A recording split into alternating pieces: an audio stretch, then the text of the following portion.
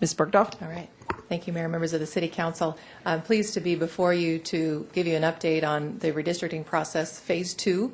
I want to thank Charlene Sanders from the Law Department for her help and guidance along the way, and also her assistance in handing out the copies this morning. The last time we briefed you was April 10th, and that was after the conclusion of the Phase 2 public comments, the initial public comment period from the workshops we held in February and various community briefings we held in March. And at that time, we briefed you on the submitted comments from the public as well as submitted redistricting plans. And as you may recall, Tarrant County adopted new voter precincts, which were not available to the public as part of our redistricting software. And so we've allowed all of the submitters to come back in and tweak their plans in order to follow the new voter precinct boundaries. And in fact, some of the individuals took that opportunity to address some of the shortcomings that were identified on their submitted plans with respect to the City Council's adopted redistricting criteria. So I'd like to share with you the redistricting plans, the latest and greatest. They're on the website. Also would like to share with you the draft staff plan that we've come up with, and also share with you the proposed public meetings to receive comments on these plans. Also answer any questions and receive any comments you may have. So as a reminder, these are the comments that we received from comment cards and emails during that February and March timeframe. So these have not changed from what we briefed to you in April. So again, these were primarily from various neighborhood leaders in their comments about how the boundaries ought to be drawn. And then you'll recall that we had initially 10 submitted plans, and 2 of those were from the North Fort Worth Alliance, and William Lebo, representing that alliance, and their president, Russell Fuller, contacted us and let us know that they would like to withdraw one of those 2 plans. So at this point, there are 9 submitted plans. They determined that in following the precincts that they were not able to make their second plan work technically. So we have 9 submitted plans that are on our redistricting website, and again would like to thank all of the individuals and groups that worked on these plans, because it does take many hours, and they were all very committed to coming up with good products that help to achieve the goals that they all had in mind. So I do want to thank them for their time on these plans.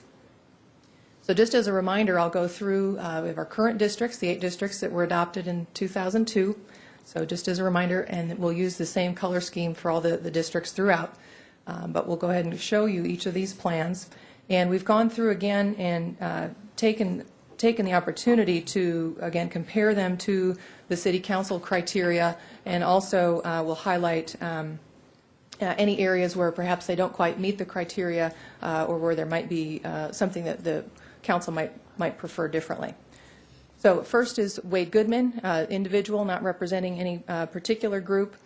He meets most all of the criteria. The biggest challenge here is that many neighborhoods were divided. More than 5 were split by these council districts. Next, we have a plan submitted by Don Boren and Wanda Conlin.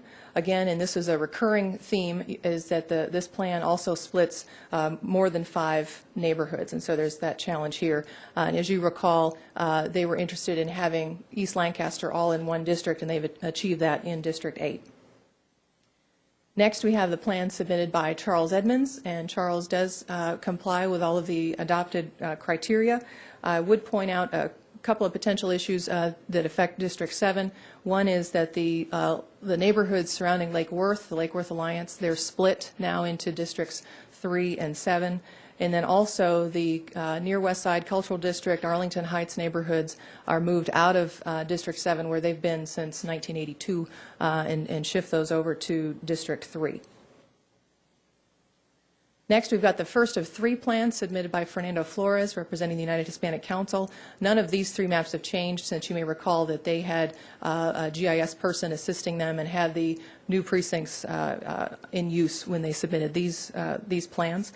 This first one, the primary challenge here, there are a few neighborhoods split, but this does move the District 4 incumbent out of District 4 and places him in District 5. Next, This plan similarly actually is a much bigger shift. Not only shifts the incumbent for District 4 into District 5, but also removes that historic east side of District 4 out of District 4 altogether into Districts 2 and 5. And District 4 then becomes part of the far north area. Also on this plan, and I believe the next one, it's a little bit hard to see at this scale, but the downtown is split into a couple of different council districts.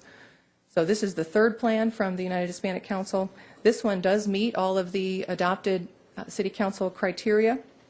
Again, the only thing I would point out here, downtown is split among districts 2, 8, and 6. So it takes downtown out of District 9, and also, again, moves District 7 out of the west side up into northwest and far north Fort Worth. This next plan is from Hillwood. Ms. Lowy chose not to update her plan with regard to the new voter precincts, and so she does split more than 5 precincts with this plan, as well as a good number of neighborhoods.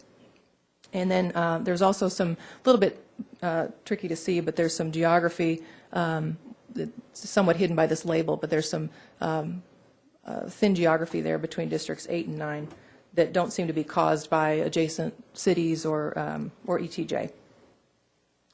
Next, we have the William Lebo representing the North Fort Worth Alliance. This one also splits more than 5 neighborhoods. It does split the Lake Worth Alliance. It also splits the north side in between Districts 2 and 9, where historically that's primarily been within District 2. And then lastly, we have the plan submitted by Regina Blair representing the Stop 6 Sunrise Edition neighborhood.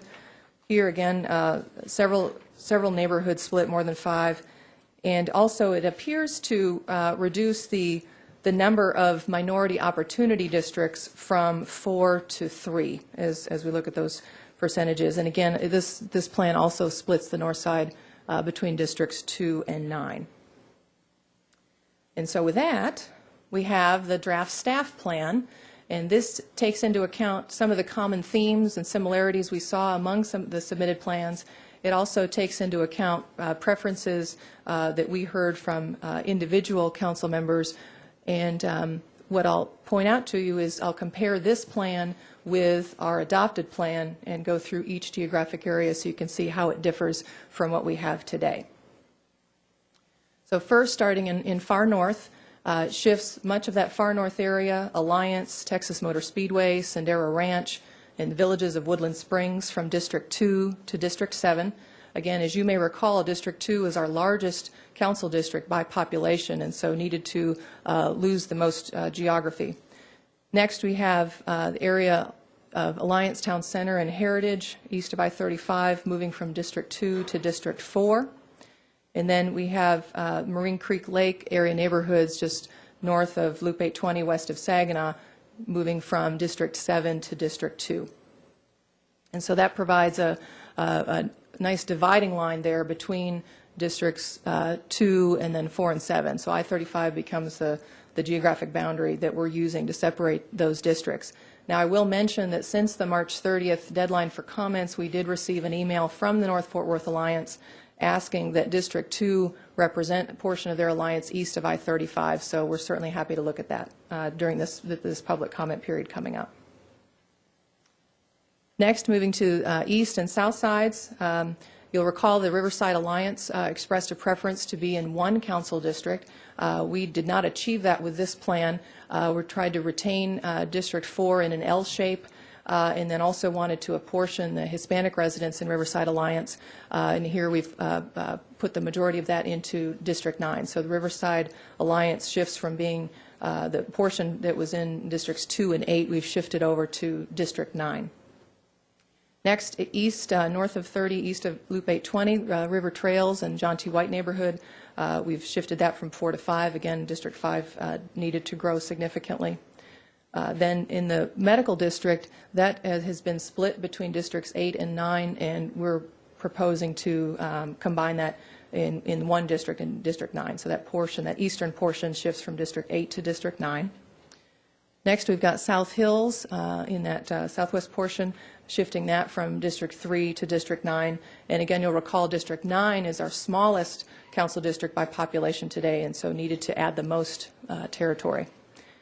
And then lastly on this slide, we have south of Loop 820, west of I-35, the Hallmark, Camelot, and Deer Creek neighborhoods that we're proposing to shift from District 6 to District 8. Then the last set of changes in the west and southwest part of the city, there's several neighborhoods that we're shifting from District 7 to 3, Tejas Trails, Chapel Creek, West Point, Ridgemar, and Como.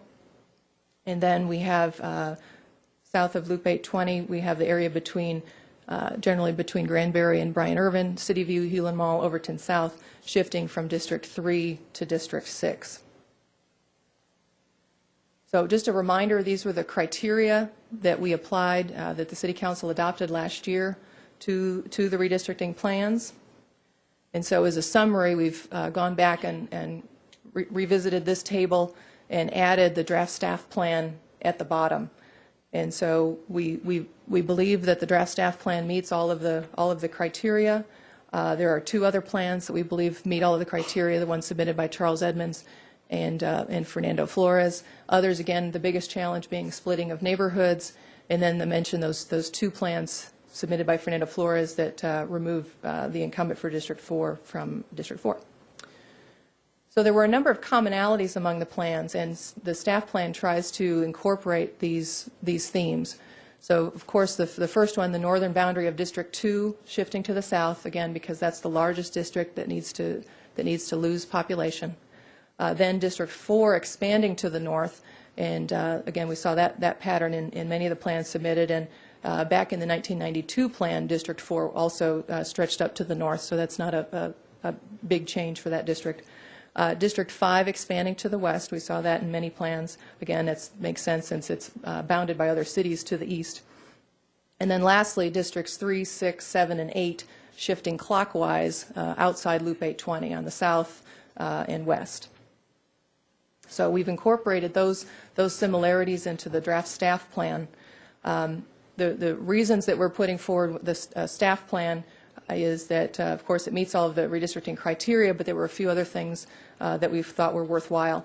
One is to have the entire downtown sector in one council district, also to have the downtown and the near south side in one district, have the entire Lake Worth Alliance in one district, particularly with the adoption of the Lake Worth Vision Plan and the formation of the Lake Worth Regional Coordination Committee, and then also to have the Cultural District and Arlington Heights remain in District 7.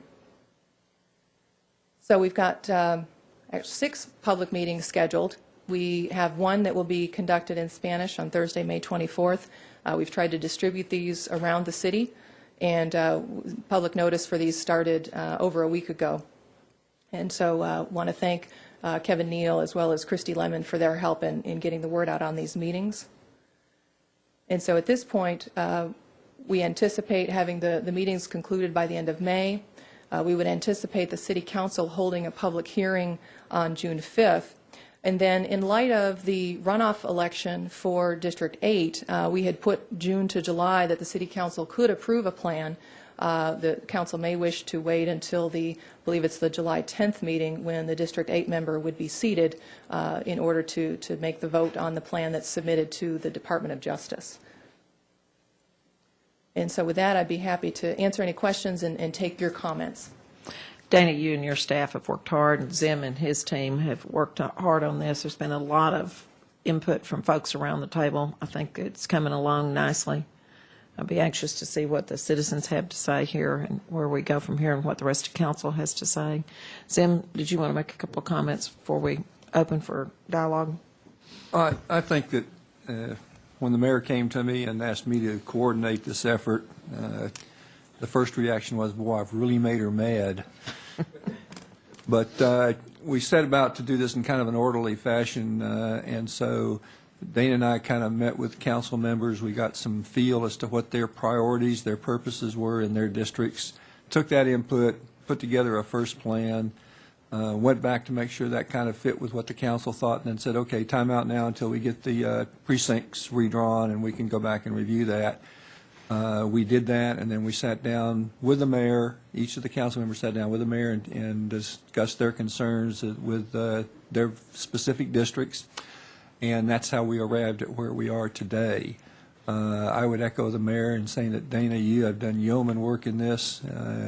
You've been responsive to everything we've asked. In fact, so quickly sometimes have you responded, I didn't even get time to catch my breath before you had the answer in front of me. So I would hope that as we go forward, we will be able to resolve this in an orderly manner and get our citizens' inputs, make another pass at this, and then be ready to go. Yeah, it's not an easy process, and, there's got to be give and take on both sides, and I think y'all have done your best to try to mitigate some of that, and I'm hoping the citizens will understand where we are. Sal? Well, redistricting is never easy, and then in a city that has grown like Fort Worth to, now we're at 757, and obviously with districts 2 and 7 having the largest population gain, it was unquestionable that the configuration of districts 2 and 7 were going to change considerably, and then by implication, District 4, since District 4 goes up that way. And I think citizens need to be aware of that we need to continue to stress that because of the large population growth in Fort Worth, we had to change the boundaries. The other issue, of course, is compliance with the Voting Rights Act, both Section 5, which requires pre-clearance from the U.S. Justice Department, make sure we don't have retrogression, and then the Section 2 claim. I do think that as the city has grown, it also has become more diverse. And looking at the map that staff has presented, I like the utilization of I-35 as a natural physical boundary between districts 2 and 4 and also 7 up north.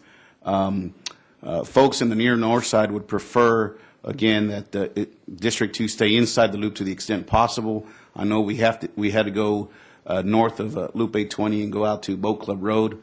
And so we'll continue that discussion during the public input phase now of this plan, see what the citizens have to say. And obviously the Riverside area, I'm sure, will weigh in on that. Riverside, traditionally, because of its very diverse population and community, has been allocated in the past among 3 council districts, Districts 2, 4, and 8, specifically in Riverside. Oakhurst, Sylvan Heights West, and Scenic Bluff have stayed in 2. 4 has had Bonnie Bray, Carter Riverside area, in the Springdale area, and then District 8 has had United Riverside. We changed a little bit there because we needed the L to go up on 4, so you end up with some neighborhoods in Riverside they're still in 4, and then you end up with most of Riverside then in Council District 9. So I'm sure there will be input on that issue. And then as we go forward, I would just ask our public to continue to engage in this process in a positive, constructive way. We definitely don't want to be like the state of Texas, which in my humble opinion ignored efforts at reasonable and principled compromise during the legislative session, ended up with multiple lawsuits and litigation, and now we have a May 29th primary and other governmental entities that have had a very conscientious redistricting. I know that Fort Worth prides itself on diversity, but we're all united in shared concerns, and we really want what's best for our city, which is fair, diverse representation where every citizen feels like they have a voice at this table. Thank you. Thank you, Sal. Dana, will you put this up on the city website, the staff's plan proposal, shortly so that citizens can see it? Yes, I've emailed it to Brian Chapman, so he has it and can post it after this meeting. And I also want to mention Mayor Pro Tem Zimmerman had an excellent suggestion that we will get 11 by 17 maps for each council member of the whole city, but also for your individual district with the precincts overlaid on that, so you can get a little bit more detail and see what the plan calls for each of your areas. And Dana, can we also get the precincts with demographic information? Yes. That would be helpful as you tweak. Yes, So we have the demographic. I have that as well. That gets yours, Frank. Okay. Yeah. Okay. Any other questions? Thank you, Dana. Y'all have done a great job working on this.